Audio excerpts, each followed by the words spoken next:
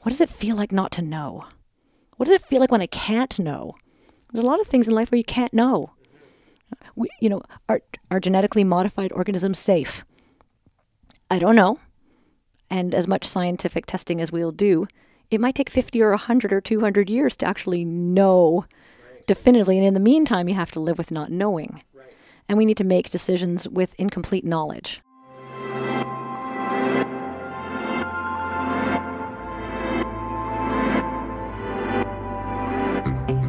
Hey, you're listening to another episode of What on Earth is Going On.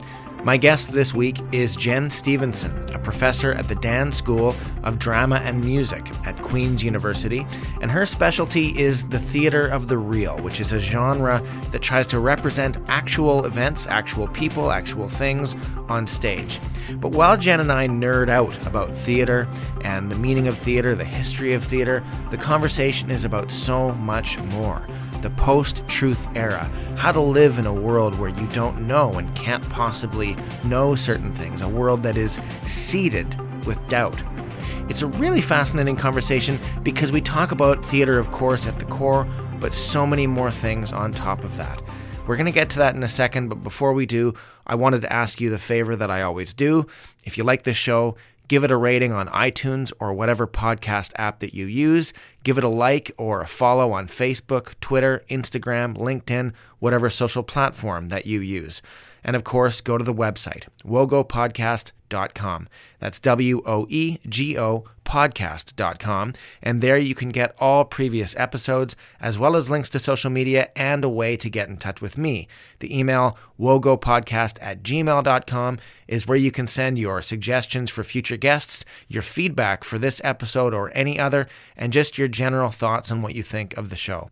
And just one more quick plug before we continue with this podcast. If you live anywhere near Kingston, Ontario, this one is for you. On Tuesday, January 29th at 7 p.m., we're going to have a very special event for this podcast. It's a live recording in front of an actual audience. We're going to have a panel discussion followed by a question and answer, and it's going to be at the Rotunda Theatre, Theological Hall, Queen's University in Kingston, 7 p.m. on the 29th of January. I'm really excited about it. The title, the subject of this event is Live Performance in the Digital Age, so definitely related to the episode that we have today. Anyways, bring your questions, and I really hope to see you there. All right, Jenn Stephenson, welcome to the program. Thank you for having me. This is a great opportunity. Yeah, thank you for coming. There's a lot of things that I want to chat with you about documentary theater, about the truth and post-truth in the theater, in the arts in general, even in film. You've written about film a little bit with the Rocky Horror Picture Show as a performative event. There's a lot I want to chat with you about, but of course, we got to get to the first question, which is always the same, and you can take this any way you like, in any direction. Jenn, what on earth is going on? Yeah, that's a great question. I've been thinking about this, what on earth is going on, and I looked at your subtitle, your weekly podcast for a world in flux. And I think that's a really great place to start, is this idea of a world in flux.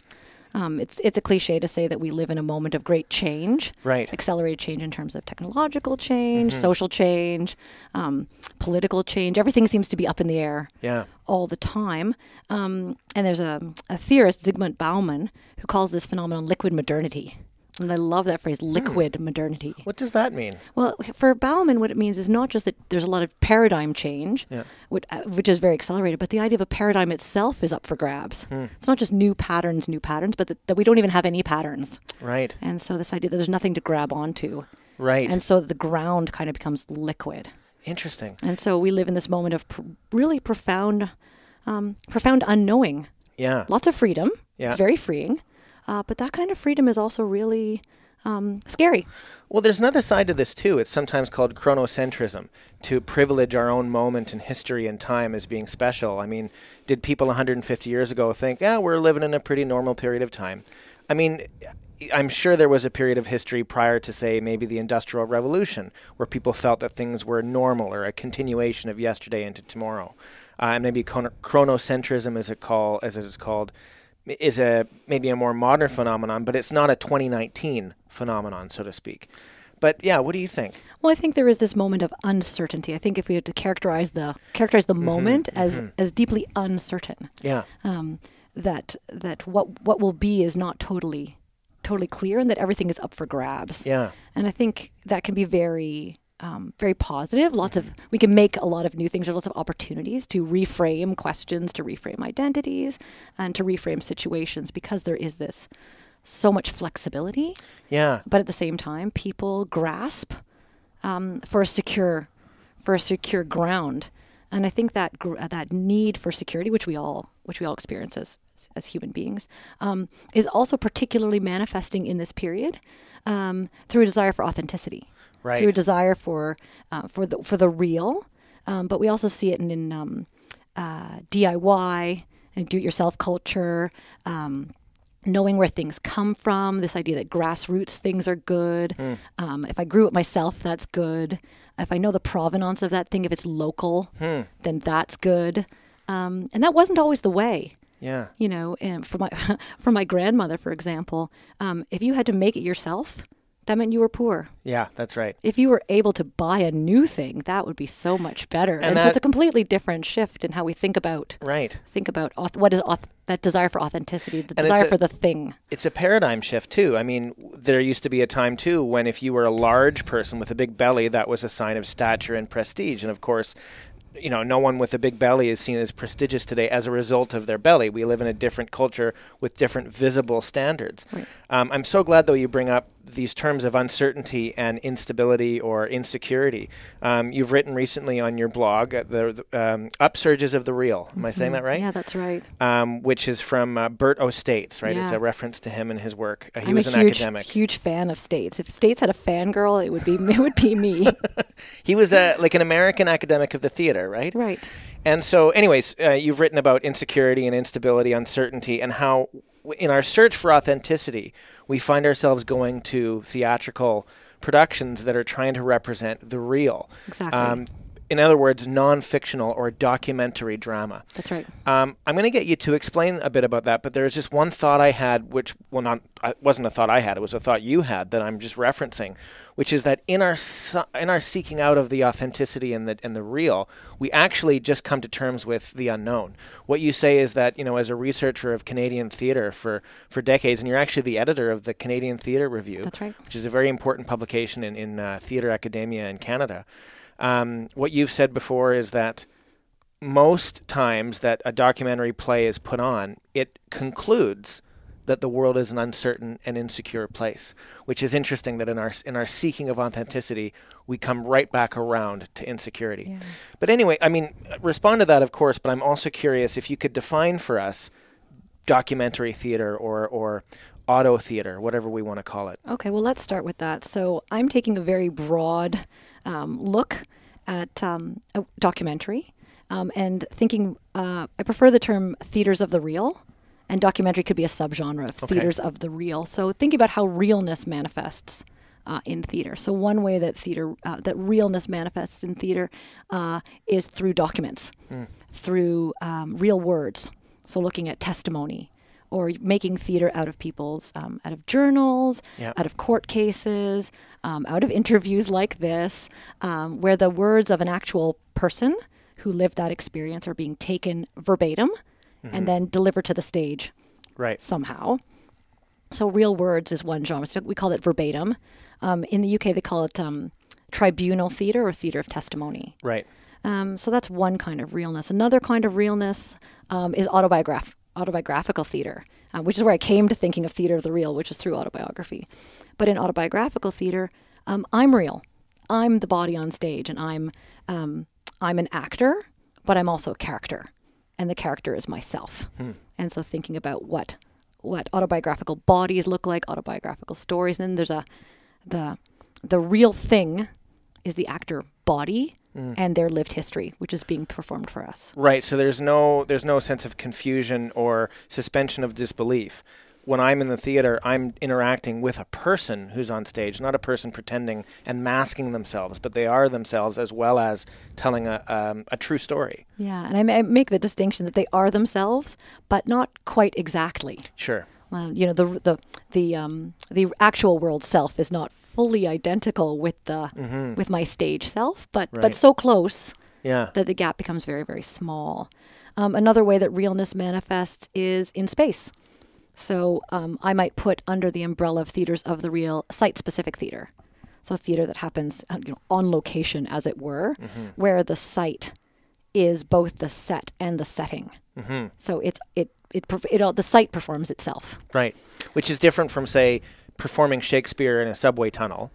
Site-specific theater requires that you acknowledge the location in which you are, not just transplanting theater and creating a new setting for something. Yeah, where you see this sometimes in living history, where the historical site is the site, and then it becomes reanimated. Right. And sometimes the site is more generic, walking through a city. And so the actual city that you're currently in becomes the backdrop. Right. And it becomes a character in the performance. So those are sort of the main ones: real words, real bodies, real space. There's another word too that's important, which is participation in it. And I know that your research is moving more and more towards this concept, which is related to what we just talked about. Because if I'm in a space in which real things are represented to me and a real documentary story is being told, and there's a sense that the truth is being arrived at in a fact-based way, well, then I have some role in that's different from just sitting back and letting a fictional story take place. I have a participatory role. Absolutely. But even then, even if I'm watching Shakespeare in the new way of watching, in the old way, I might interact with the actors on stage. But if the audience is dark and I'm watching a lit up stage, even my breathing and being present and my clapping and my laughing are acts of participation. Yep. So, I mean, why is this so interesting to you? And what's the connection between, theater of the real and participation on the audience's part? Yeah, so two thoughts about that. One is that if we think about things that are real, so real words, real bodies being actor bodies, and real space, the other thing that I think about under this umbrella is real audience bodies. As you say, I'm a real body. I am really here, and I'm really breathing, and I'm really blinking, and I'm really fidgeting. And so there are some performances that I talk about in the book where the focus is on the audience body as real. The focus, the aesthetic focus is on myself. So in those plays, which tend to be immersive, I might be immersed in a fiction, but the aesthetic attention of the performance is on myself, on what I'm thinking, on what I'm doing. I might be eating or dancing or moving, and then that for me slides into participation. Right. But to your point about how participation is always a feature, it is always a feature. I'm always participating. We need an audience, and the audience is reacting. Even in the theater, in a very traditional theater of today, which comes out of 19th century theater, in the dark, sitting still, fourth wall, etc. Even in a theater genre where the audience is very restricted, actually, in what we can do, we're still participating. So this is something I'm thinking about in conceiving the new project and thinking about participation, which is what aspect of that spectrum of participation am I interested in? And my new thought or new kind of structure is about audience as co-creator. And that shifts us quite a ways. It recognizes the audience is always participatory. We always are. But what does it mean to be a co-creator? And that sort of inflects some of the new work I'm doing. Well, and you referenced 19th century theater and, of course, naturalism or realism, and they are different terms, but for the sake of this conversation, the naturalism of that 19th century theater comes through, and it exists today, especially because of TV and film and the way that we're conditioned to watch these things. But what's interesting about a lot of scholars in the 19th century and the way they thought about theater was they made the connection between going to the theater and going to the zoo, that it was a very similar experience, that when you went to the zoo and watched a lion, which was a magnificent animal, and most people had never even conceived of a lion or an elephant or a hippopotamus or something like that, and they're watching it, they're also very cognizant of their effect on the animals that they're watching. They wish, if they could, to completely remove themselves from the situation so that they could see them in the wild as they actually are. But the very fact of it being in a zoo, much like the very fact of a writer writing a drama, creates an artifice which both interferes with the truth-telling, but also enhances it and makes it into a form of art, right? Art isn't not just going into the jungle and looking at beautiful things. Art is representing those things. Or, I mean, maybe we can have a philosophical debate about that, but it creates this sense of what theater is and a thing of constantly reinventing itself. I'm not, saying that we should all be going to the zoo. But do you think of theater in that sort of way, or is theater much more of a sense of community being played out? That my role in sitting in the audience is actually as a citizen and not just as a spectator? Oh, that's a difficult question. I mean, this question of spectatorship versus citizenship is really, really interesting. And of course, theater theorists going back to Plato have thought about theater in terms of citizenship, and what is the impact of theater on the polis, and on society. And Plato, of course, very famously says that there should be no poets in the Republic because poetry is dangerous. He says poetry can change people's minds, and therefore we don't want to give that power. To artists. I asked the same question of a previous guest, Antonio Nicaso, who's an expert in the mafia. And we talked about how the mafia has been influenced by the stories we've told about the mafia. In other words, most mafiosos today dress like the Sopranos or like the Godfather because they've watched the movies like we have. They're influenced by the culture that is fed back to them. But this whole culture of the mafia on TV and on screen and in pop culture has actually enabled organized crime to exist in almost a friendly, honorable way. So therefore, what is the danger of this pop culture phenomenon of performance, of theater, of film, and of television, of the poet as the citizen, when we're actually enabling something that we all agree is harmful and deceitful? And of course, Plato's argument was it's because it's deceitful. It's actually hiding the truth, which is so interesting because your research is about work that tries to uncover the truth. Philip Sidney responds to Plato. Philip Sidney is writing in the 16th century in Renaissance England, and he says, poets are not liars because they don't claim to be telling the truth. Right. I can't think what the exact quote is. Sidney's wonderful on this subject, but he says, I never promised you that this was the truth, and so you can't accuse me of lying. So if we all recognize that it's a fiction, if we all recognize that it's a representation of something, then we can't be held to that standard. And that's where theater gets tricky with documentary. Right. Because on the one hand, the genre is saying this is true, this is real. Autobiography, I'll stick with autobiography for a moment, is saying I'm me. You're having a direct relationship on stage with Jenn, the autobiographical character, and real world Jenn in life. But, and this is what Sidney's pointing to, there's a frame. Right? Theater is always inside a frame. Now, whether it's a formal frame like a proscenium or a cognitive frame, that we understand that what's happening on stage is not real, that it is a construction, it's a fiction, there's always that little bit of ambivalence. When I'm talking about this, I use the terminology of world A and world B. So world A is the actual world. It's Jenn out there being a person living life. And then world B, the world B Jenn is a character. That person is selected, edited, constructed. It's not, that character's mediated. You're not having a direct relationship with me, the real me, with the character.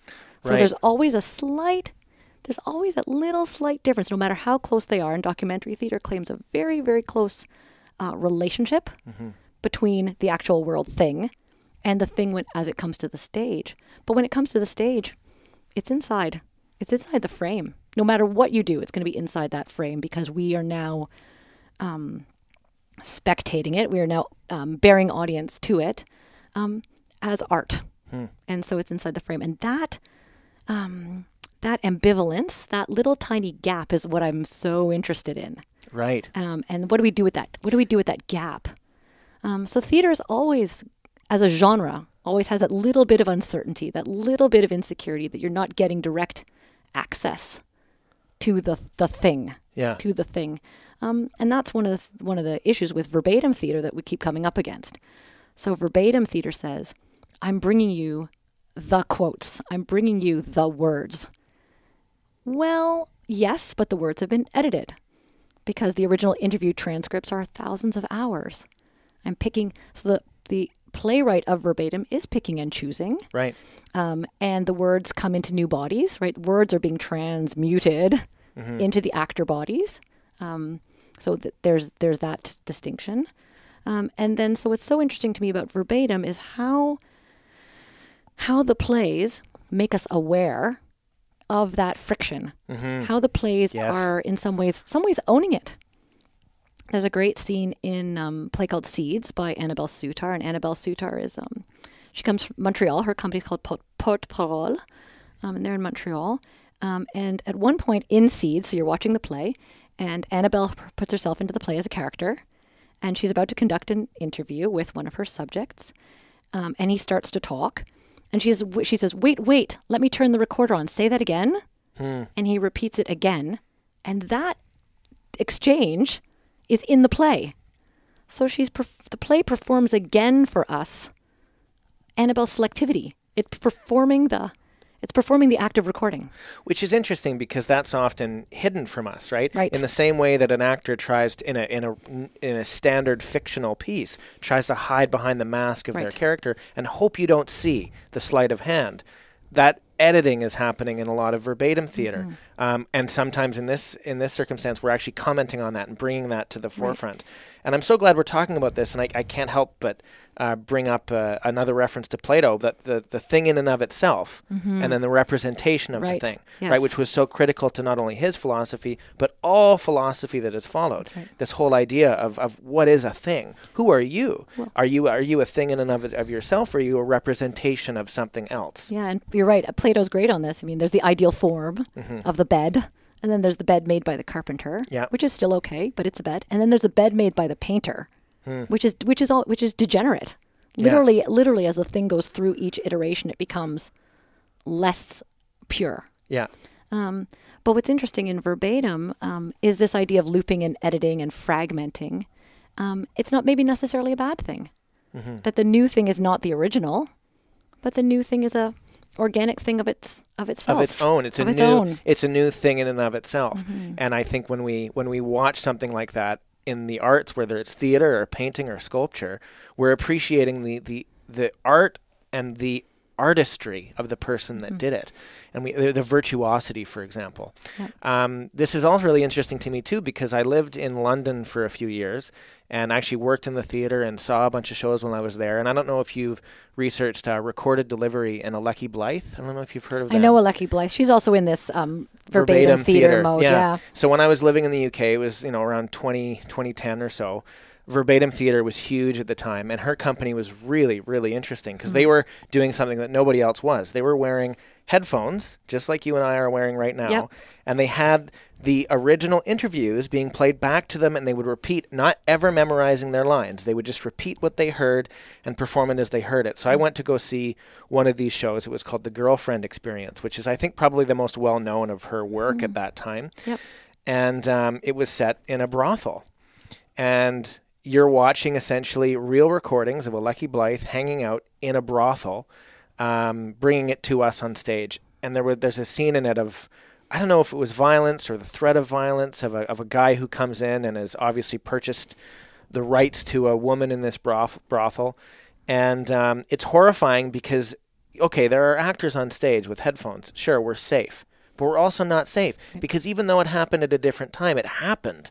It's not, the Greeks obviously put violence off stage. And then in the Jacobin era, we saw violence on stage, and we loved the blood and the gore of it. And now in TV and film, we see violence all the time. But there was something about that violence that was different because I might watch a documentary and see real violence occurring in warfare, for example, but there was still something about being forced to sit in this room and watch an actor represent something that actually happened. Well, I wonder if some of that that feeling, that frisson of fear or revulsion, I wonder if it has something to do with the auto-reciting technique. This technique where you hear the voice in your ears and the actor is saying it out loud. You mean the effect it has on the actor himself or herself? The effect it has, we understand as we're watching, because the actor's wearing headphones, we understand that in the headphones is the voice, the original voice. And that the original voice is being ventriloquized through the actor body. There's something very immediate about that. But there's also something mysterious too. Like, I don't get to hear the original voice. You don't, and there's something to that as well. So that's where that ambivalence opens up, because we can't access the thing itself. Yeah. We're very aware of the frame the mediation of the headphones and the actor speaking, the actor themselves as mediator. But in some ways, I think when we are aware of the mediation, it allows the emotion to flow in a different way than in a very naturalistic or mimetic kind of theater where we're pretending there is no mediation. This is an aside, but I once saw a play where it was a performance of Shakespeare, but there was a countdown clock, and it would say, in 42 minutes, this character is going to die. In 40 minutes, this character is going to die, and so there's no suspense. You're eliminating that feeling of suspense, and then when the character died, they lay down on the floor, and a photograph was taken of them from above, like a crime scene photo, and then they stood up and walked off stage.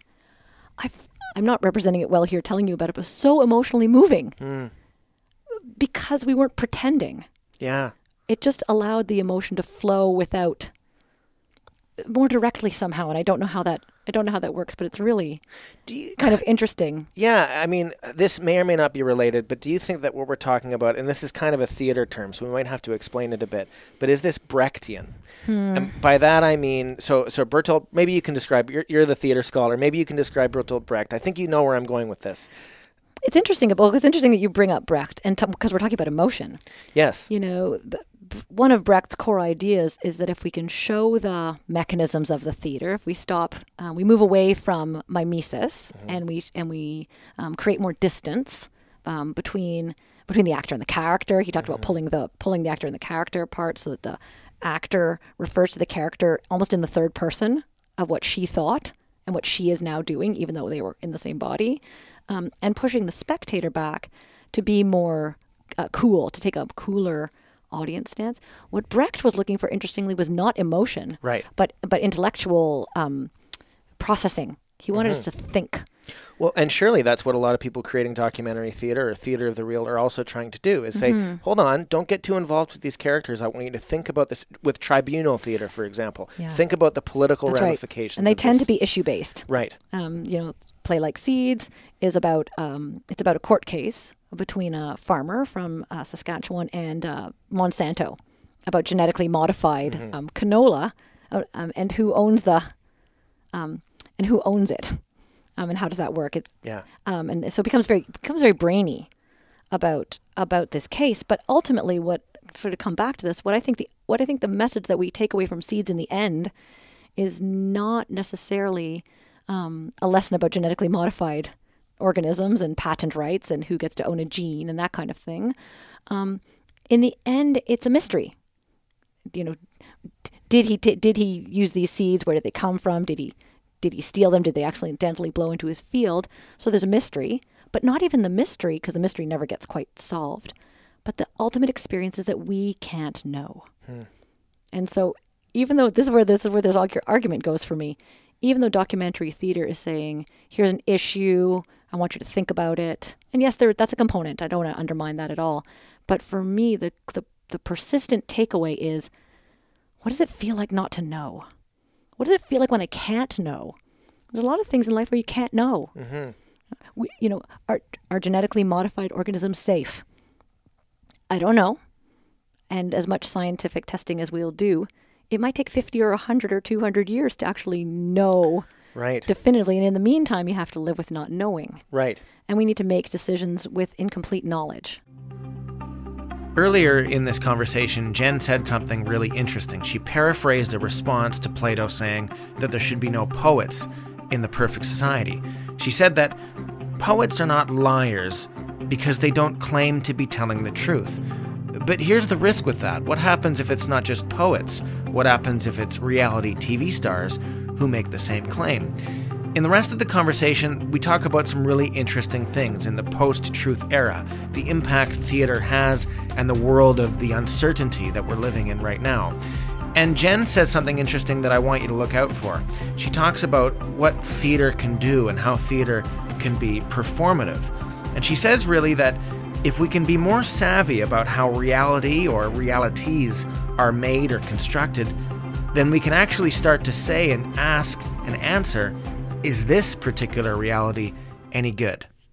Well, and we have to feel okay with not knowing too, which I think is really important. Really and difficult. I know you've written about that. That's almost part of the social effect or the social benefit of documentary theater, or even just theater in general, of dealing with certain issues. I mean, going back to the Greeks again, it was dealing with state violence and having to choose, say, for example, the play Antigone, choosing between, family and the state, choosing between something that, it's about a burial and about the death of someone. Do you allow the burial even though that person had betrayed the state, or do you obey the state? Right. Where do your allegiances lie? And of course the Greeks had it because they were dealing with a transition from, tribal culture where your only allegiance was to your familial relations, to state culture or even national culture where your allegiance is to something that's more imagined, that lives in our minds as opposed to lives in our blood.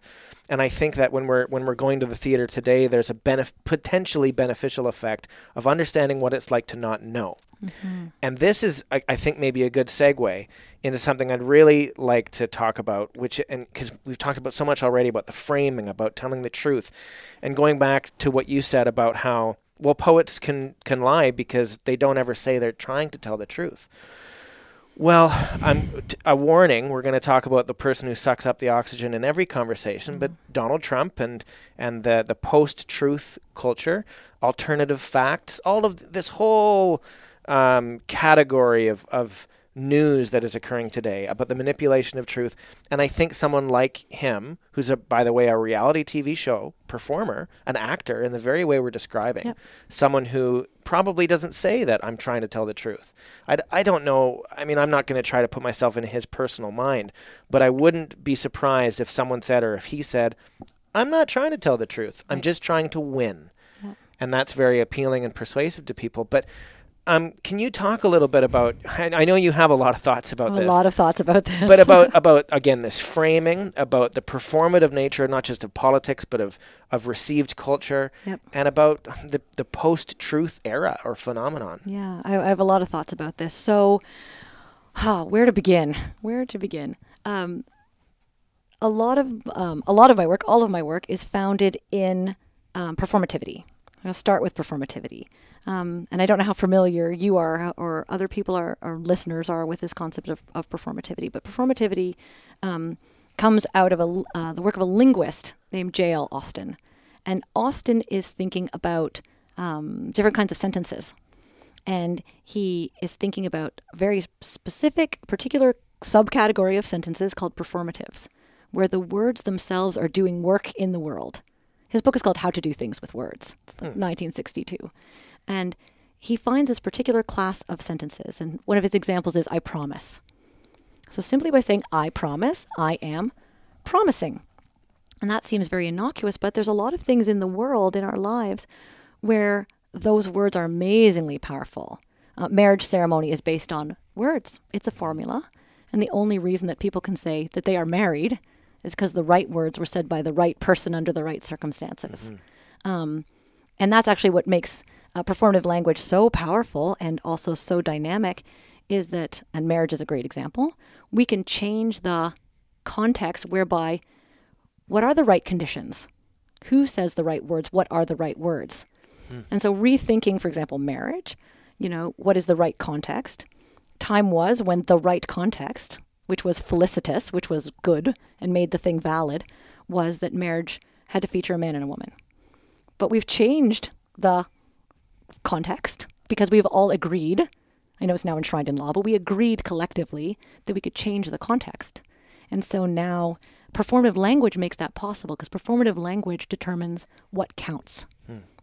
You can change the world. We changed what marriage is. By changing the language, by changing what counts as felicitous.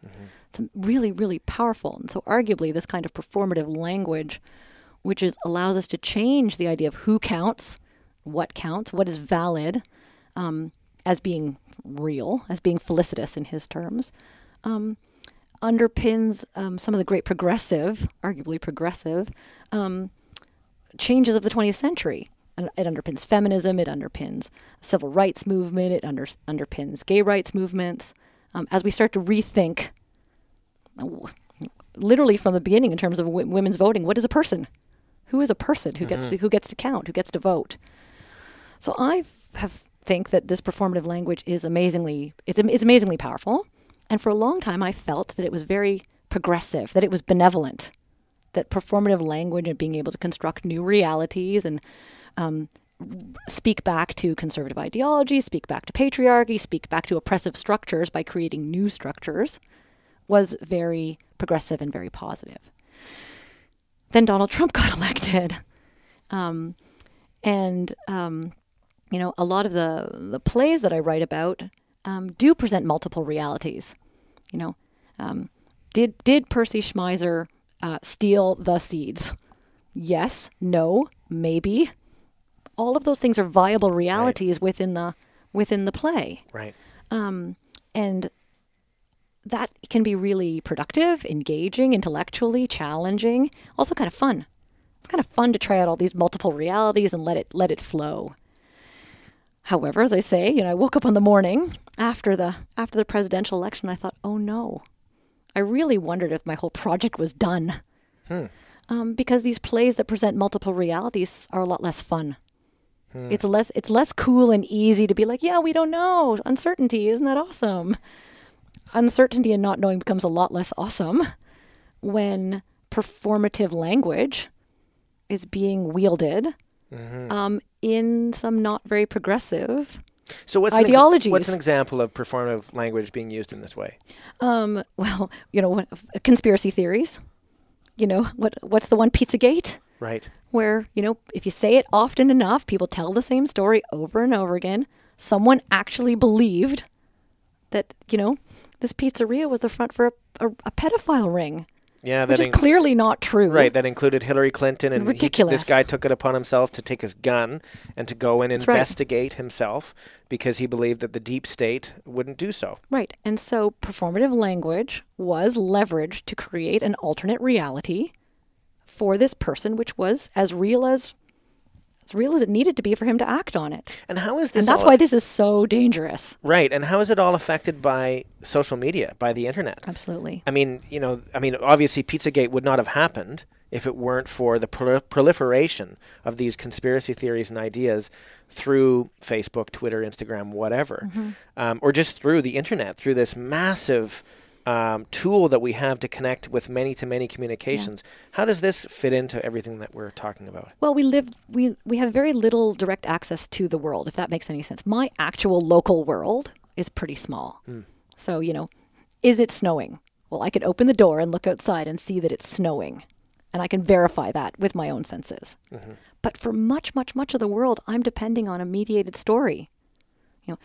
Is the caravan of migrants that is coming up from Honduras, are they dangerous? Well, I have no way of verifying that for myself. Yeah. So I need to depend on the narrative constructions of somebody else. And that foundation has been fragmenting. How do I know what counts? Depends on who agrees on what counts. Right, and that cuts both ways. I mean, it doesn't really matter what side of the political spectrum you're on. You can easily say, well, I don't believe you. You're entitled to your own opinions. Yeah.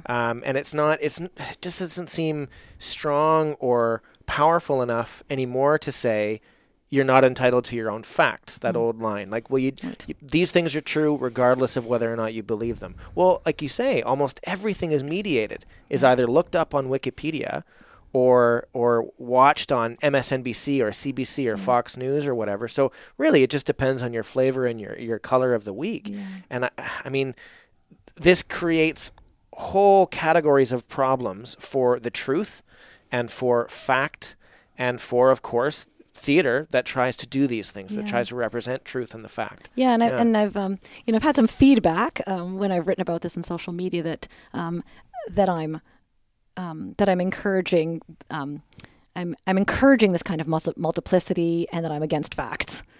And I think the situation is more complex than that. It's not that things can't be true. Things can be true, but we have to agree about the rules in which we agree that they are true. We need to agree about the terminology. We need to agree about the process by which we've discovered this thing to be true. We need to agree about reliable sources.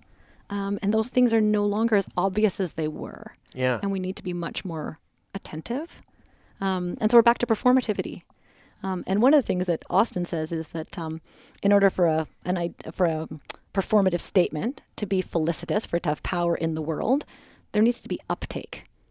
And what he means by uptake is that we all need to agree that this thing is so. Right. And uptake, so on the one hand, uptake requires consensus. Well, there's some broad consensus about this being so. And the downside of that is that consensus building can be slow.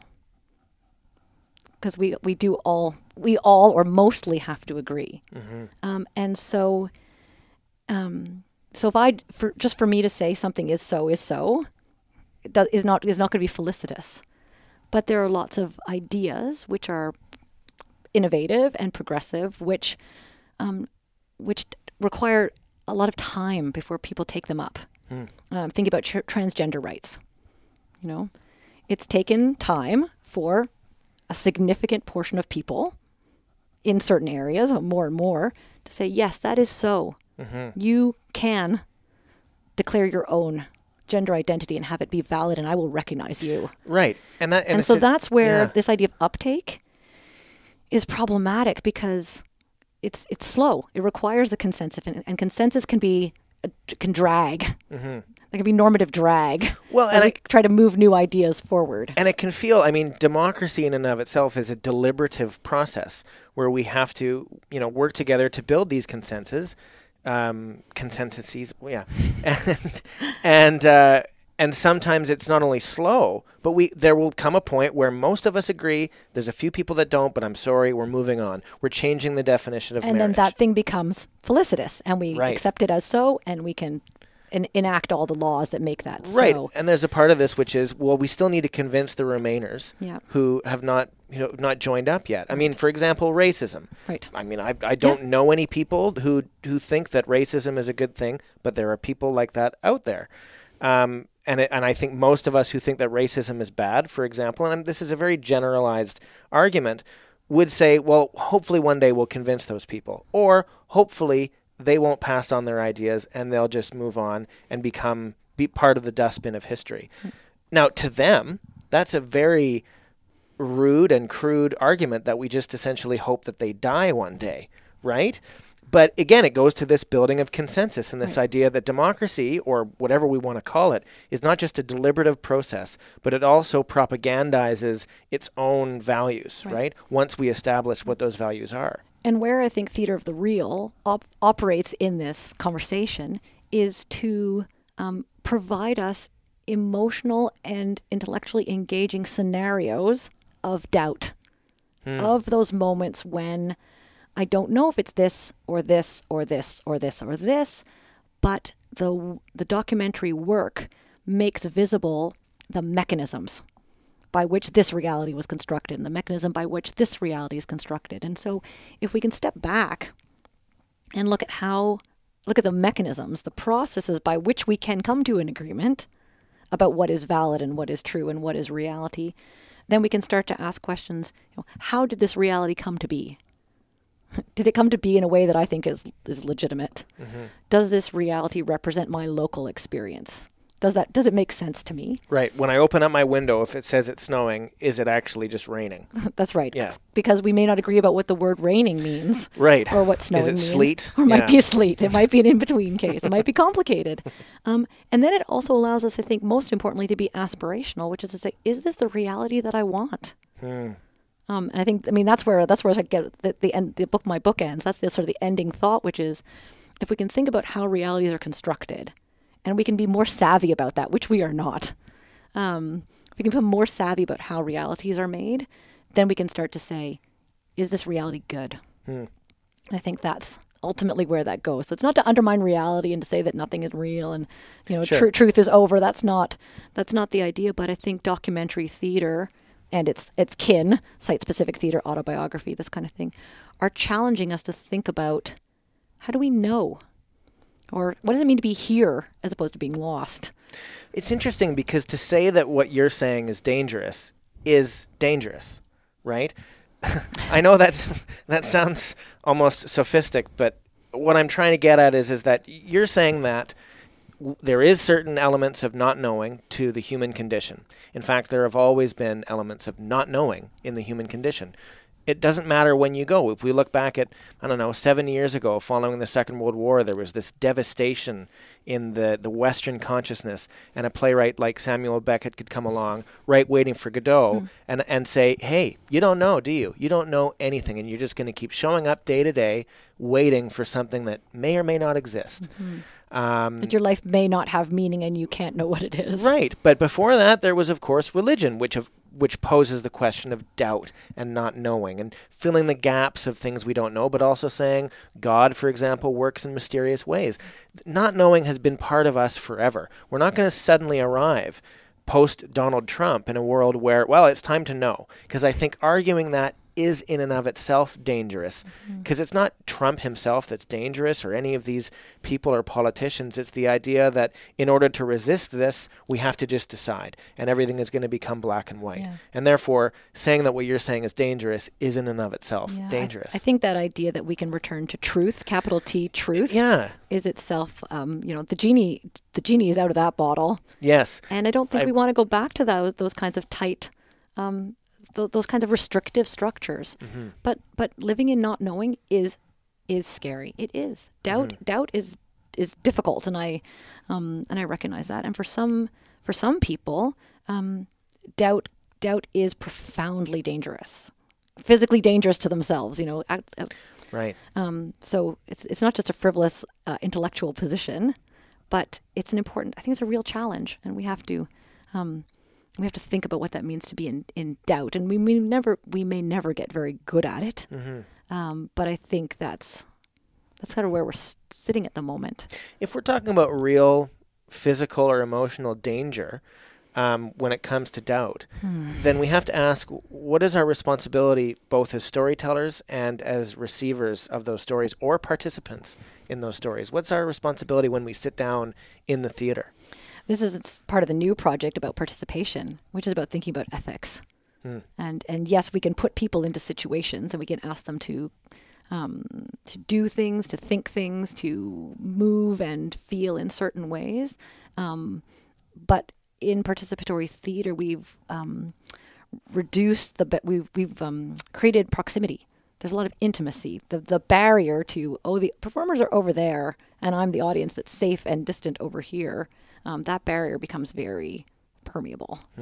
And so that's one question for me that I'm thinking about, is about ethics. And what is the invitation to participate? What if I refuse the invitation to participate? What does my silence mean? How can I refuse? Well, in and of itself, that's participation too. I've been to shows that are participatory, and when someone refuses to join in, that in and of itself is part of the show. It takes a lot of will to refuse to participate. There are strong social pressures to engage. There are theatrical pressures not to break the play, right? And not to play the game and be a good sport, and help the actors make the event happen. So there's a lot of pressures there. Another ethical component to participation is I may be unable to participate. The show performance event may be constructed in such a way that I cannot. Yeah. And that's also a problem.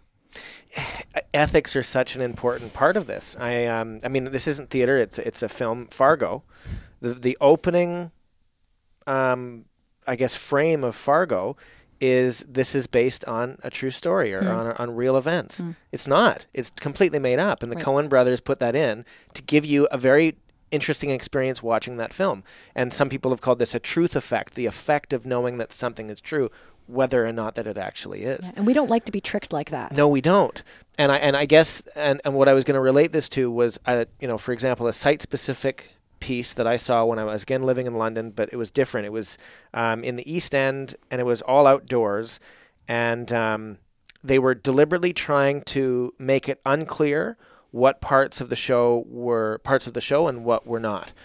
So you were given a cell phone, and then you were told to meet at a certain corner, and then someone would approach you, and you would be offered drugs, and then you'd be taken into some warehouse, and all kinds of crazy stuff happened. The only thing you knew going into this was, here's your cell phone. Right. And this is going to last about an hour and a half, and it will take place outdoors. But anybody could have approached you. There's no sign that they're wearing. There's no mask. There's no indication that they're part of a play. Now, I thoroughly enjoyed the experience. I don't remember what this was called or what year this was, but I really enjoyed it. But I also was very aware of people who were uncomfortable and felt like they were being violated, lied to, and that this was unethical. It is dangerous, and there are risks, and I think theater creators and audiences are becoming more and more of what those risks are.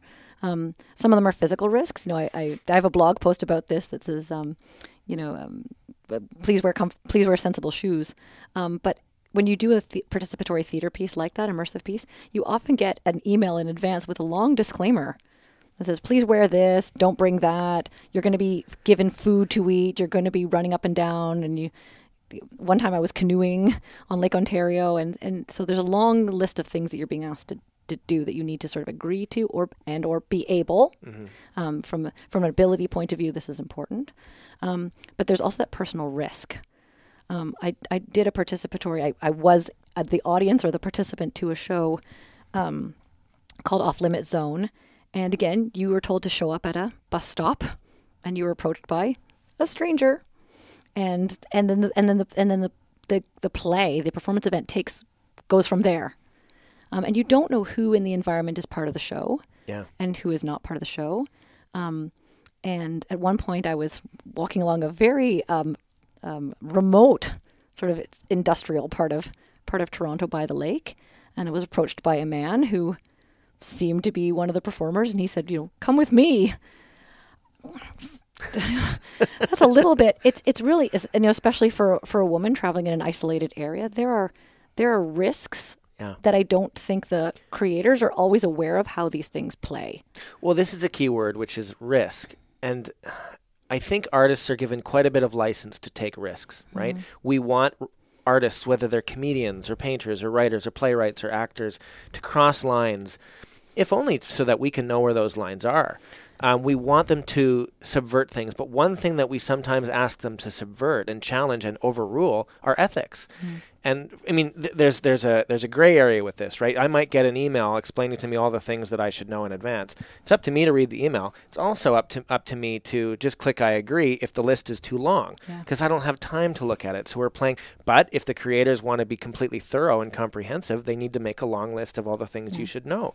But the other part of this too is, at what point is it okay, for example, for the Coen brothers to trick us at the beginning of a film to give us an experience that we may need to have, that may be socially important or relevant for us to have? And what risks should an artist be allowed and given license to take? Even if it can mean, I don't know, emotional, physical, mental harm. I don't know. But how do you respond to this? How do we give license in this way?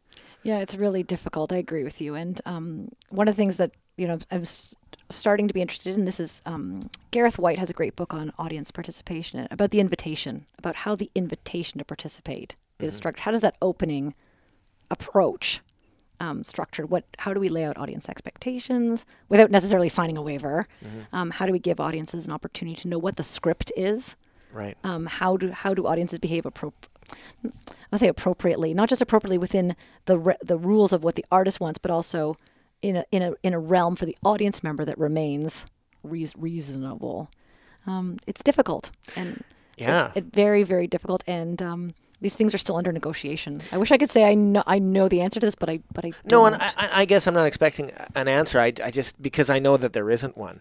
I remember when I was doing theater when I was like 18 or 19, and I remember probably being of the mind that if I did a performance that shocked someone, made them angry, made them even feel a little bit violated, not in a physical way, but feel like they were lied to or tricked or whatever, I probably would have thought that was good. I probably would have thought that I did my job to subvert their expectations and make them think rather than just be a zombie. Now, do I agree with that today? Probably not, but I've changed. That's interesting too, about this idea that the times have changed. I participated in a play here at Queen's, more than 10 years ago, which was a student piece, a solo audience member, performance of Everyman, a medieval play called Everyman. And so the solo audience member goes through this profound spiritual experience because Everyman has been summoned by God to his death. and death is one of the characters. So the whole play is about moving towards your own death, and it's very spiritually moving, but also I remember being just terrified, because death is coming for you. You mean literally, like existentially terrified, metaphysically terrified, or terrified of what was happening? Both. At one point, death is a character, and death is going to come for you. And at the end of the play, you will die, metaphorically. Your character dies at the end of the play. Yeah. And the way that it was staged here was almost kind of like a haunted house. And so there were times where I screamed. I was quite terrified. Wow. And I write about it because I think this play has a lot to offer. And thinking about fear and thinking about the real audience body and the exchange of my emotional labor for a spiritual experience, etc. But I do think about that production of Everyman and think you could never do that today. Our value system, our orientation to risk is very different. So just briefly, what do you think of that? Do you think that the fact that we can't do that today, or we wouldn't see it anymore, is that a good thing? Is that a bad thing? Is it neutral? Is it just the way things are?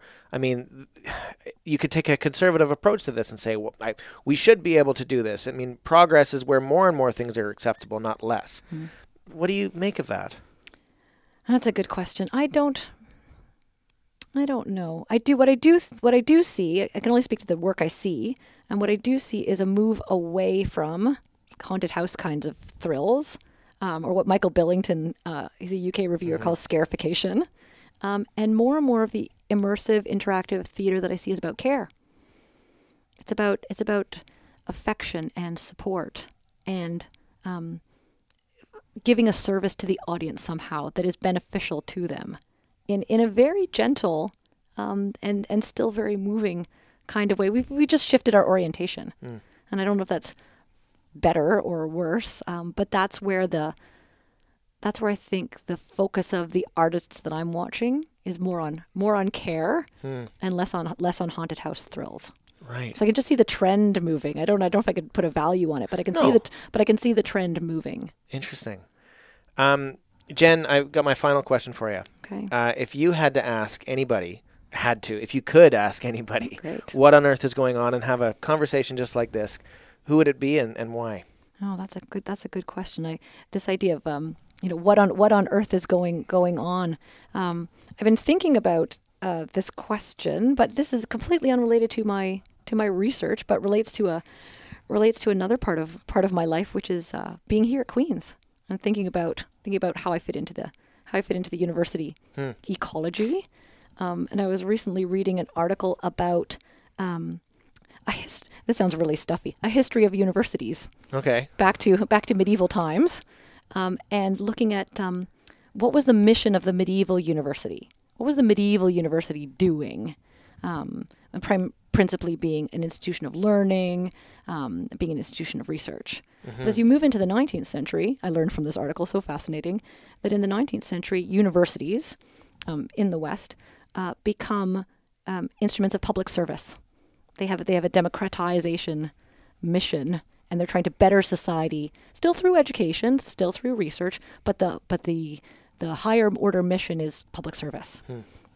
And this is on my mind lately, especially with the news coming out of the Ford government about cuts to tuition, rollbacks to OSAP, etc. And thinking about, well, what is the mission of the university? And under one construction, which I think we're seeing from the Ford government, is that the university is a business, and that the university ought to be entrepreneurial and needs to drive the economy and this kind of thing. But then I wonder, on the other hand, where's that idea that the university is a public good? That there's some higher value here, which is not strictly monetary, or at least not directly so. When it can also be intangible, difficult to measure. There's a really, I don't know if you know this, BBC radio show, which is also a podcast called In Our Time. Okay. And I think they've just had their 20th or 25th anniversary, and there's a really good episode about the university, and they dig back into the concept of the medieval university and its purpose, and how it was actually kind of a guild to allow you, if you were a professional academic, a member of the academy, you were then given the right to make money off of your knowledge. and the university was the setting in which you would do so, just like a blacksmith's. What would you call it? A blacksmith was the bureau in which that work was done, Right. and protected, and guilds protected their members, just like a university Right. protected its professors. Yeah. Right. So I'm interested in, like, does this 19th century mission of university as a public good still pertain? You know, are we in some kind of new circumstances in the 21st century around globalization, around technology, around digital technologies, around social media, around fluidity and migration of people, global nomadism? Does the university have a different mission? So I'd like to know, what in the earth is going on with universities? And who would you ask that question of? That is a great question. I don't know who the expert is on this, but I think it's a question that we're always being asked to answer, but I think particularly we're being asked to answer it now. Yeah, yeah. So a person who can speak to that, who's thought this through. Yeah. Well, certainly university principals and presidents are going to be answering this question. Well, yeah, and especially with universities have become something different in terms of their structure and organization, the role of the professor and administration. They've also become something different for the student. Absolutely. Right? Absolutely. And what the parents expect when they send their student to a university. Right. I don't know, have you had experience with this as a professor, and what is expected of you with the parents of students? I don't talk to too many parents of students, Okay. but only indirectly. Right. And I do hear from students, particularly around studying drama and music. They're sometimes stuck between reconciling an intellectual curiosity in a particular field Yeah. and an economic imperative. Yeah. Now, I think those two things are not mutually exclusive, and I think there's lots of value added to Well, there's liberal a arts creative education. imperative too. Absolutely, I mean, there's lots of value in liberal arts education, hands down. And however we measure that value can be measured on a number of different ways. But yes, what is the mission of the university? We are a polis. We are a society here, and what is important? What is important to us? I think it's a question always worth asking. But it seems more pressing to me this week, more than usual, reading the news. Yeah, no kidding. Jenn, this has been a marvelous conversation. Thank you so much for taking the time. Thank you for the time. I've enjoyed myself. Yeah, me too. All right, that's the episode this week of What on Earth is Going On. For more about Jenn Stephenson, go to the website wogopodcast.com. That's WOEGO podcast.com. And there you'll be able to find a link to her blog, Upsurges of the Real. Now, your quote of the week is from Tom Stoppard's play, Rosencrantz and Guildenstern Are Dead. Here goes.